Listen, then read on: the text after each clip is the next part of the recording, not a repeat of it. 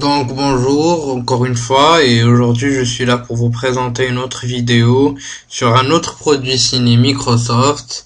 Et oui, Microsoft mais un autre pas dans l'univers de la sécurité informatique en présentant sa boîte à outils qui est Emmet, un logiciel très intéressant mais aussi indispensable si vous travaillez dans un environnement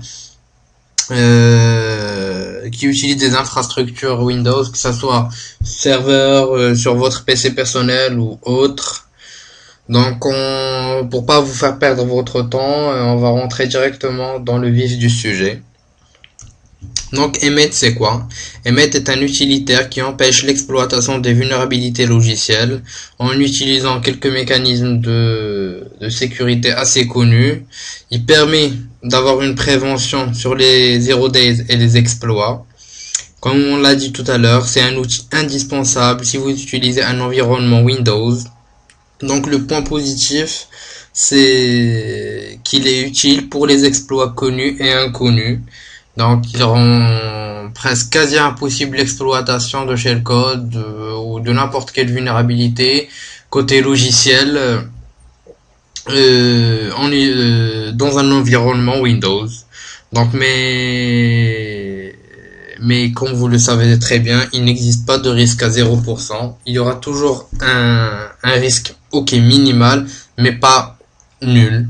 Donc il y aura toujours des façons pour bypasser n'importe quel logiciel. Donc comme vous le savez tous, la sécurité absolue n'existe pas.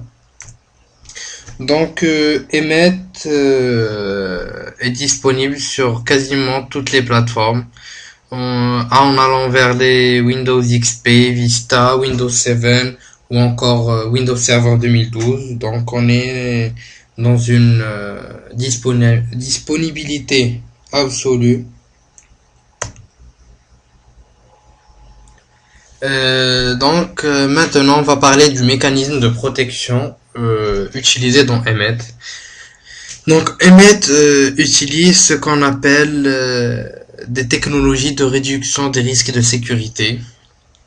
Donc ce sont quelques petites techniques qu'on utilise dans les logiciels pour contrer toute attaque informatique et qui sont pas très nombreux mais très utiles. Donc Emmet, donc les développeurs Microsoft ont mis le doigt sur la corde sensible. Donc en utilisant le Data Execution Prevention, le DEP, qui est un dispositif de sécurité intégré à certaines versions du système d'exploitation Windows. Donc il est destiné à empêcher l'exécution de code depuis des blocs de mémoire censés contenir des données. Donc on a aussi le SEHOP, le Structured Exception Handler Override Protection. On retrouve aussi l'ASLR, l'Address Space Layout Randomization, ou distribution aléatoire de l'espace d'adressage, qui est une technique permettant de placer de façon aléatoire les zones de données dans la mémoire virtuelle. Il s'agit en général de la position de tas, de la pile ou des bibliothèques, cela dépend dans quel contexte on est. Donc ce procédé permet de limiter les effets des attaques de type dépassement de tampon par exemple. Donc ça consiste à rendre la configuration des processus aléatoires en plaçant des différents éléments à base à des deux endroits variables. Donc on a aussi le Certificate Trust ou le pinning qui est la base de presque maintenant toutes les protections en utilisant plutôt des certificats de sécurité pour piner chaque utilisation. Donc en bref, ceci est le mécanisme ça c'est les principaux mécanismes de sécurité, mais on retrouve aussi le ROP qui est le Return Oriented Programming qui est une technique utilisée en sécurité informatique pour contrer tout ce qui est attaque ou bypassement ou n'importe quelle attaque pour bypasser Emmet. Donc en bref, ça contient plusieurs techniques utilisées du genre Load Library Checks qui permet de vérifier, de checker les librairies et prévenir le chargement des librairies qui pourrait être fatal au programme ou qui permettrait de le bypasser. On a le color checks qui est utilisé pour connaître quand une fonction est critique, quand une fonction critique est appelée et permettre son suivi.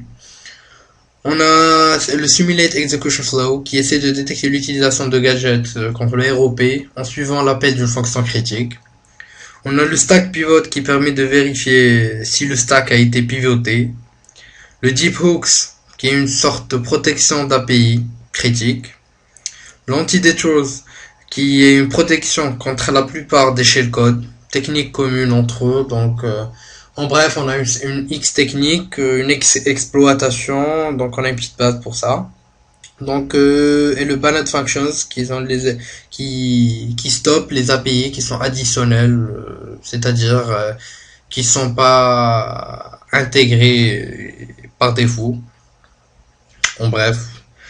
Donc comme on a vu dans cette diapositive et celle d'avant, on est vraiment devant un mécanisme très très avancé, peu connu du public malheureusement, mais vraiment très très intéressant.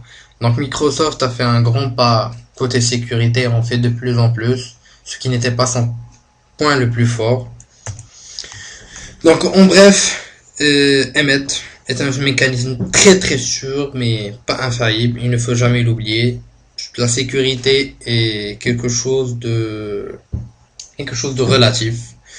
Emmet constitue une protection très très difficile à contourner. C'est un outil indispensable quand on est dans un environnement Windows. Donc pour tout consultant sécurité ou bien chargé de la sécurité d'une infrastructure Windows, cet outil est vraiment indispensable pour prévenir n'importe quelle exploitation, connue ou pas. Donc c'est un bon point pour Microsoft, une très belle avancée. Donc ils vous disent voilà, voici le produit avec les mises à jour, et au cas où il y a des exploits ou des 0 days qui ne sont pas encore connus du public, voilà, on vous propose un outil pour encore plus sécuriser nos logiciels, mais aussi les logiciels et applications d'autres fournisseurs. Donc c'est pas spécialement fait pour Microsoft, les produits Microsoft Windows. Donc c'est un grand pas pour la sécurité de votre infrastructure, serveur, laptop ou autre. Donc comme on l'a vu, il y a une très grande présence dans quasi tous les systèmes d'exploitation. Donc voilà, Emmet est vraiment un outil qu'il faut pas rater. C'est vraiment un outil pour chaque chargé de sécurité d'une infrastructure basée Windows qui se respecte. C'est vraiment très intéressant et vraiment chapeau bas pour eux. C'est vraiment excellent. Donc j'ai essayé de faire en bref cette petite présentation. Donc merci à vous tous d'avoir suivi. Donc maintenant je vais vite fait vous montrer le logiciel. Le lien sera il sera sous la vidéo maintenant. Donc une fois téléchargé et installé, vous aurez quelque chose qui ressemble à ça.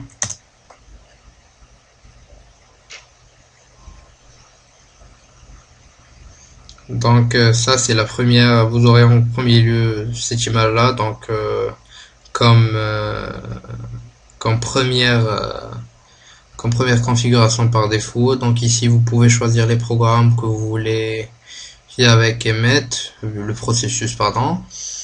Donc vous partez ici, vous choisissez maximum security settings pour avoir une sécurité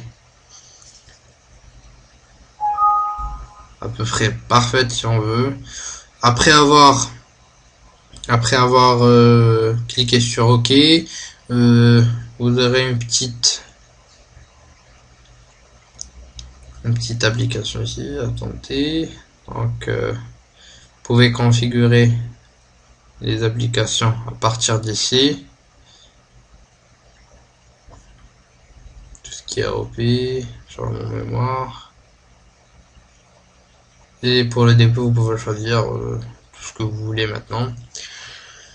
Donc, pour confirmer les options que vous avez choisies, vous devrez redémarrer votre ordinateur.